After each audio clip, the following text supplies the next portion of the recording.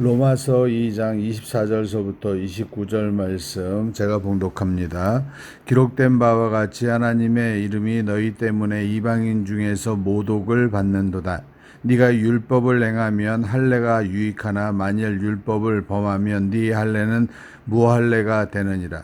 그런즉 무할례자가 율법의 규례를 지키면 그 무할례를 할례와 같이 여길 것이 아니냐. 또한 본래 무할례자가 율법을 온전히 지키면 율법 조문과 할례를 가지고 율법을 범하는 너를 정죄하지 아니하겠느냐. 무릇 표면적 유대인이 아니요 표면적 육신의 할례가 아니니라. 오직 이면적 유대인이며 할례는 마음에 알지니 영에 있고 율법 조문에 있지 아니한 것이라. 그 칭찬이 사람에게서가 아니요 다만 하나님에게서니라. 아멘. 이면적 유대인이 되자라는 제목으로 오늘 은혜를 나누고자 합니다. 사실 우리 기독교가 요즘만큼 하나님의 이름이 모독을 받는 적은 없는 것 같아요. 정말 로마의 그 폭정 속에서도 기독교는 그 핍박 속에서도 살아남았고 하나님의 이름의 영광을 드러냈는데, 요즘같이 스스로가 하나님의 영광을 가리는 이런 경우는 처음인 것 같습니다. 그런데 지금 기독교 본질을 잊어버린 것 같아요. 기독교의 본질은 민주주의 사수가 아닙니다. 사람들은 자꾸 공산주의로 가는 거에 대해서 두려워하는 것, 물론 공산주의 가는 거 저도 반대하죠. 당연히 반대입니다. 그런데 우리 기독교는 민주주의가 기독교가 아니에요. 기독교는 하나님의 절대 권력에 의해서 우리는 지배받는 거예요. 그러니까 하나님께서는 우리의 민의를 다 받아서 우리의 뜻대로 하나님의 뜻을 결정하시는 분이 아니세요. 우리가 원하는 것을 이야기해서 하나님이 그 원하는 걸 들어주시는 게 아니라니까요.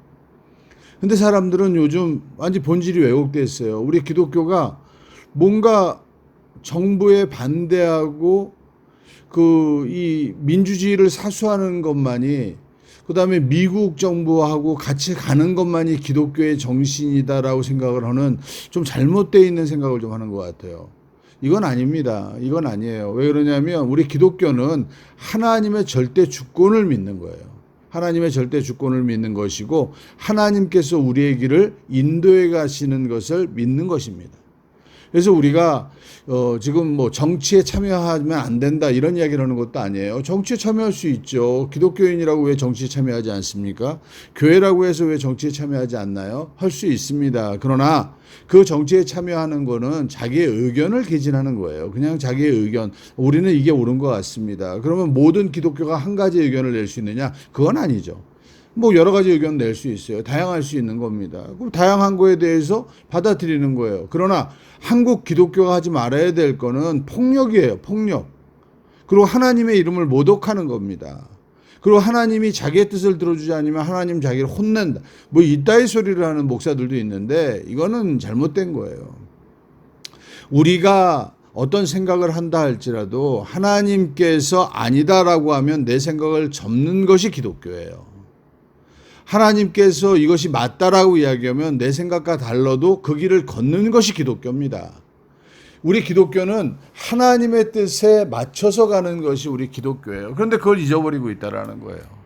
우리 기독교인들에게서 가장 중요한 건 구원입니다.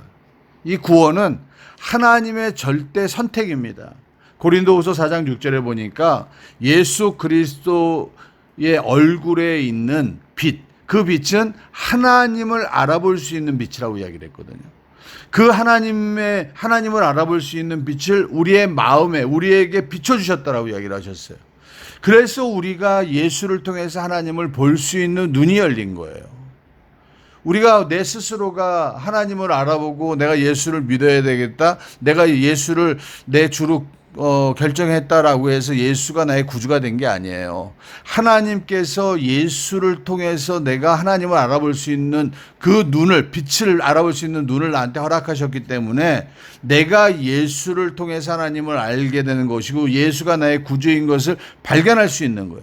그러니까 하나님의 선택과 하나님의 결정이 아니면 하나님의 은혜가 아니면 우리는 구원받을 수 없다라는 거예요.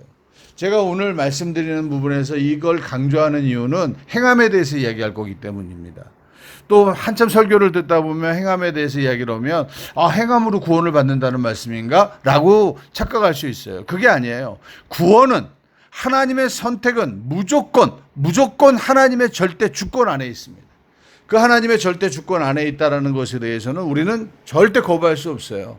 내 노력으로 구원받고 내가 무엇을 했기 때문에 구원받고 내가 정말 선한 마음이 있기 때문에 구원받고 다 이런 거 다 아닙니다. 오직 우리가 악한 마음을 갖는다 할지라도 저 사람이 악한 사람이라 할지라도 하나님이 선택하면 그 사람은 구원받고 그 사람은 변화돼 가는 것이에요.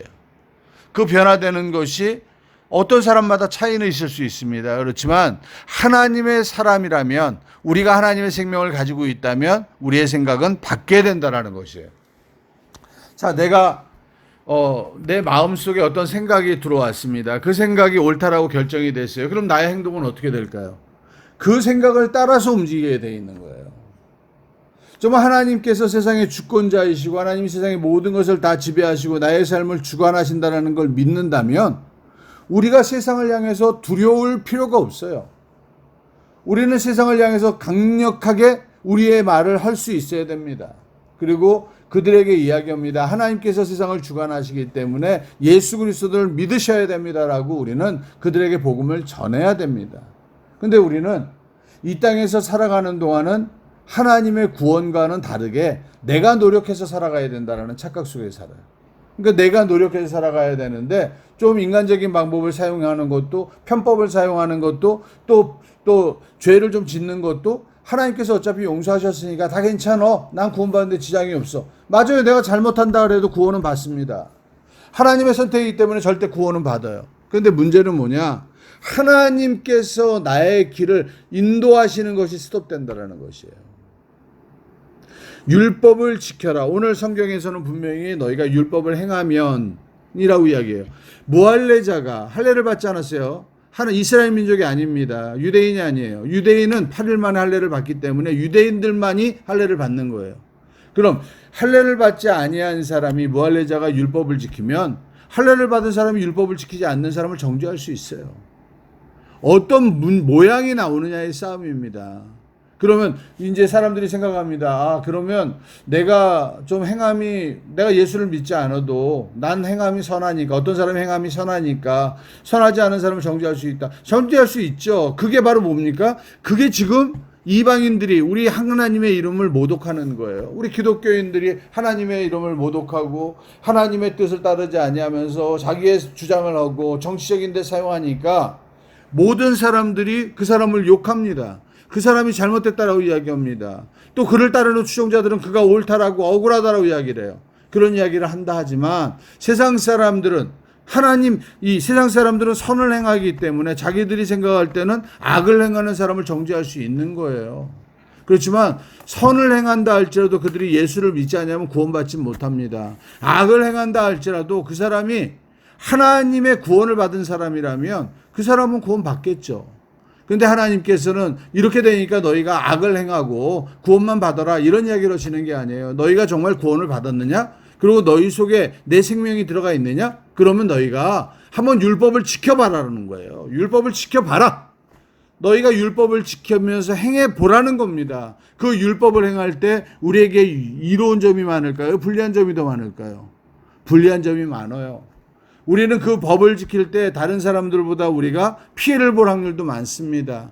다른 사람들은 이해하지 못하는 그 율법을 지키기 위해서 우리는 많은 손해를 볼 수도 있어요. 그 율법이라는 건 성경에 나와 있는 율법만을 이야기하는 게 아니에요. 세상에 있는 법도 다 지키는 겁니다. 왜? 세상에 있는 법도 하나님이 허락하신 법이기 때문에. 저번 주에 말씀 한번 드렸잖아요. 이 땅에 있는 위정자들이 만든 법이라 할지라도 그 규칙이라 할지라도 하나님께서 허락하신 거니까 그 규칙을 지켜라 라고 이야기를 하신단 말이에요. 베드로전서 2장에 나오지 않습니까? 그래서 우리가 생각할 때 하나님께서 이 땅에 있는 모든 법을 허락하셨다면 우리는 그 법을 준수하고 그 법을 지킬 의무도 가지고 있다라는 것입니다. 그래서 우리가 이 땅에 살아갈 때 그 법을 지킬 때 우리에게 손해가 나요. 당연히 손해가 납니다. 그 손해가 나는 것에 대해서 우리는 어떻게 해야 돼요? 우리는 하나님 앞에 순종할 부분은 순종하고 우리가 손해가 난다 할지라도 그것을 받아들이면서 하나님의 인도하심을 따라가는 거예요. 인도하심을 따라가는 겁니다. 우리가 만약에 내가 어떤 일을 행하는데 어떤 일을 행해야 된다라는 마음의 감동이 왔어요. 그 마음의 감동대로 정말 이 일은 내 힘으로는 이룰 수 없어요. 그런데 그 일을 이루고자 하는 마음이 있고 그 일을 내가 한 걸음 한 걸음 나아가면 하나님이 역사하시는 거예요. 하나님의 법을 지키려는 마음이 어디에서 온 겁니까? 내 마음에서부터 왔기 때문에. 세상에서 선한 일을 하는 사람은 하나님의 법을 지키려는 게 아니에요. 자기의 이름을 드러나기 위해서 선한 일을 하는 거지. 그런데 하나님께서는 그런 선한 일을 이야기하는 게 아닙니다. 너희가 너희 안에 내 법이, 내 말씀이 너희 안에 있는 걸 너희가 믿느냐? 그러면 그 말씀이 너희 안에서 너희의 길을 인도하지 않느냐? 그럼 그것이 너희 안에 있다라는 걸 너희가 뭐 하라? 증명해봐라. 이면적 너희 속 안에, 표면적이 아닌 이면적 속 안에 너희 안에 하나님의 말씀이 있다라는 것을 너희가 증명해봐라. 너희가 행해봐라. 그럼 그 행할 때 우리가 100% 행하나요? 아니요. 실패할 수 있죠. 실패할 경우가 더 많을 거예요. 실패할 때마다 우리는 하나님 앞에 회개하며 나아가지만 그 길에 우리가 서 있을 때 그것을 하려고 할 때 하나님께서는 우리 마음의 중심을 보시고 역사하시기 시작하신다라는 거예요. 이건 구원의 역사를 이야기하는 게 아닙니다. 구원은 벌써 받은 거예요. 구원은 받았는데 이 땅에서 하나님의 이름을 드러내는 일을 행하는 거죠. 하나님의 이름을 드러내는 것, 하나님의 영광을 드러내는 것, 하나님께서 원하는 일을 만들어내는 것. 그것은 뭘 통해서? 하나님의 사람을 통해서 이 땅에 빛을 비치기를 원하신다라는 거예요. 정말 힘없는 자들이 하나님의 선택을 받고 하나님의 말씀을 가졌기 때문에 그들이 정말 그 일에 하나님의 말씀의 중심에 서서 이 땅에서 저들이 손해가 난다 할지라도 그 일을 행하려고 할 때 하나님은 그들을 통해서 하나님의 살아계심을 증명하겠다라는 거예요. 우리는 자꾸 이 땅에서 힘을 과시해야 되고 능력을 과시해야 되고 그것이 하나님의 일이라고 생각해요. 내가 해야 된다.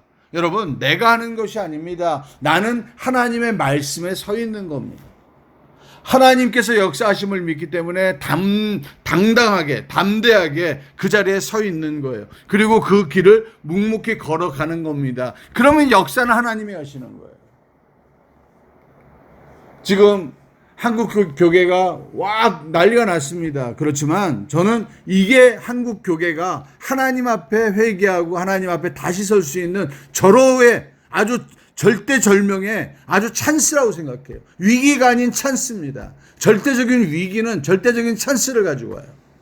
그래서 우리가 하나님 앞에 한국 기독교는 끝났다라는 것이 아니고 이 일을 통해서 이번 사태를 통해서 한국 기독교가 다시 일어설 수 있고 한국 기독교가 정말 많은 사람들이 볼 때 야, 예수 그리스도를 믿는 것이 저렇게 멋있는 거구나. 저런 것이구나 라고 생각을 해서 사회를 변화시킬 수 있는 거예요. 우리는 정말 하나님을 통해서는 하나가 될 수 있습니다.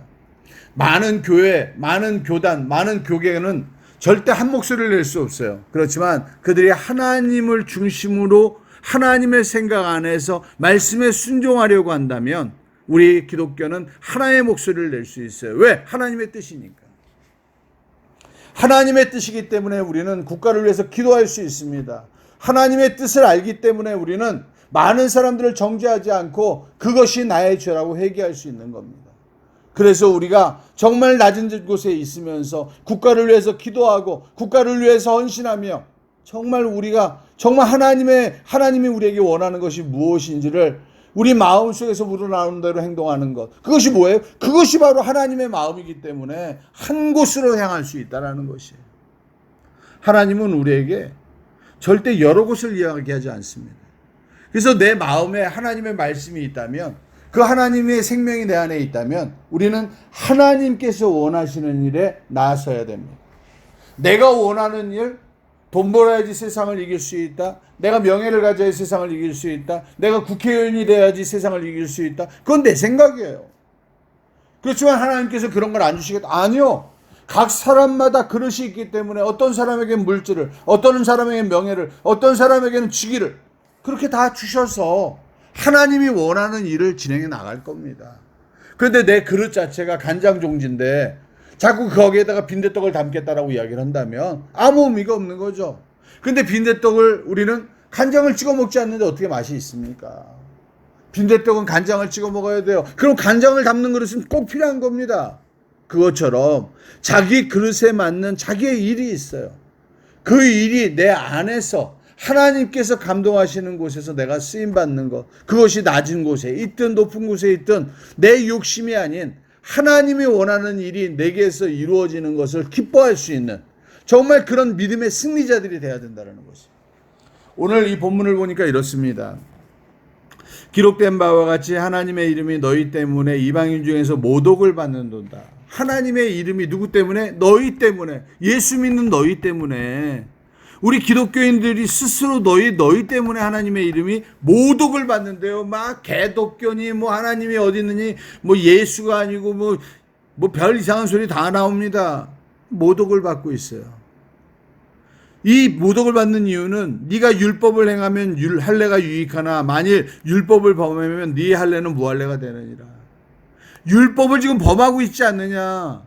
너희가 하나님의 법, 하나님의 생명이 너희 안에 들어가 있다는 걸 너희 스스로가 인정하지 않고 있지 않느냐. 너희 생각 안에 좋은 생각이 있다면 좋은 행동이 나와야 되는데 믿는 건 예수를 믿는다라고 이야기하면서 행동이 나쁘게 나오지 않느냐. 그건 나쁜 마음이 있는 거거든요. 어떤 분들은 이게 음담패설을 농담처럼 잘하시는 분들이 있어요.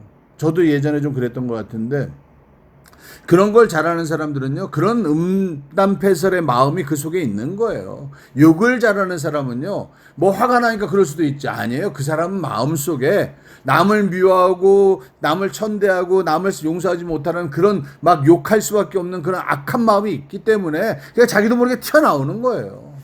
그러니까 우리는 어떻게 해야 돼요? 우리 스스로가 내 안에서 그런 게 있을 때마다 회개하면서 내가 선하게 행동하려고 해야 돼요. 하나님의 법이 내 안에 있음을 증명해야 돼요. 하나님, 내가 하나님의 사람입니다. 그렇기 때문에 내가 이제는 뭐 해야 돼? 내가 율법을 지키려고 몸부림치겠습니다. 100번에서 1번 성공한다 할지라도, 아니 100번에 100번을 실패한다 할지라도 우리는 하나님의 법을 지키려고 몸부림치면서 나아가야 돼요. 왜? 그것이 내 안에 하나님의 생명이 있다는 것을 증명하는 길이니까.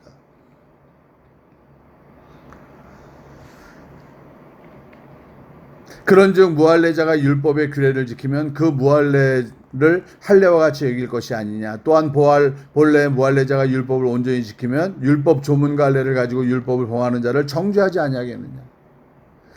무릇 표면적 유대인이 유대인이 아니요 표면적 유신의 할례가 아니라 이 유대인들은 자기 그냥 행동. 맞습니다. 요번에 정부에서 비대면 예배해라. 대면 예배라. 그 정부가 오버하는 거예요. 정부가 잘못하는 겁니다. 왜 예배를 자기들이 간섭합니까? 잘못하는 거 맞아요. 압니다. 그리고 우리 기독교의 가장 기본적인 것은 예배인 것도 저도 압니다. 그러면 여러분, 정부의 안을 받아들이면서 우리가 그 안에서 비대면이든 적은 숫자가 모여서 여러 번 예배를 드리면 되잖아요. 목사님이 하루에 20번 예배 드리면 되잖아요. 교인들을 10명씩 모아놓고 마스크 쓰고 20번 예배 드리면 200명 예배 드릴 수 있는 거 아닙니까?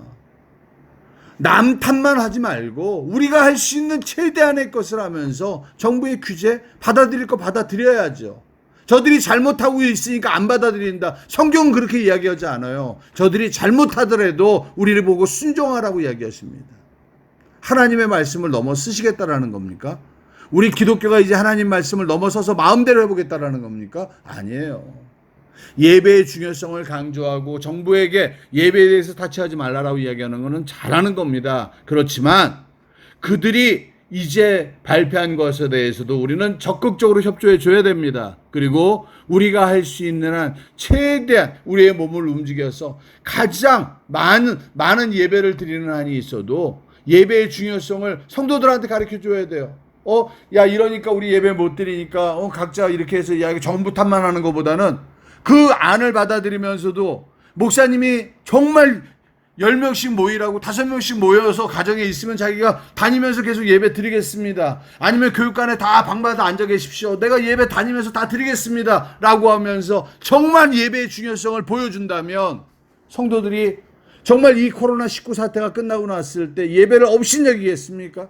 목사가 모범이 돼서 그 예배를 보였는데.